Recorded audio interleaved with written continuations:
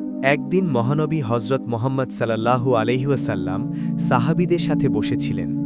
তিনি তাদের এমন একটি ঘটনার কথা বললেন যা মানুষের দয়া ও আল্লাহর রহমতের গভীর শিক্ষা দেয়। রাসূলুল্লাহ সাল্লাল্লাহু আলাইহি ওয়াসাল্লাম বললেন, এক ব্যক্তি পথ চলতে চলতে খুব তৃষ্ণার্ত হয়ে পড়ল। প্রচণ্ড গরম, গলা শুকিয়ে যাচ্ছিল। হঠাৎ সে একটি কূপ দেখতে পেল। সে কূপের ভেতর নেমে পানি পান করল এবং প্রাণ ফিরে পেল। কূপ থেকে উঠে আসার পর সে দেখল একটি কুকুর তৃষ্ণায় কাতর হয়ে মাটি চাটছে। কুকুরটির অবস্থা দেখে লোকটির মনে দয়া জেগে উঠল। সে মনে মনে বলল, এই কুকুরটিও আমার মতোই তৃষ্ণায় কষ্ট পাচ্ছে। সে আবার কূপে নামল, নিজের মোজার ভেতর পানি ভরে মুখে ধরে উপরে উঠল এবং কুকুরটিকে পানি পান করালো।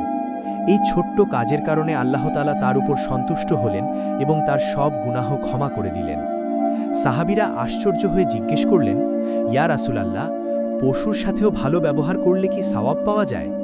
রাসূলুল্লাহ সাল্লাল্লাহু আলাইহি ওয়াসাল্লাম উত্তর দিলেন, প্রতিটি প্রাণীর প্রতি দয়ায় সওয়াব রয়েছে। সহিহ বুখারী ও মুসলিমের অর্থানুসারে।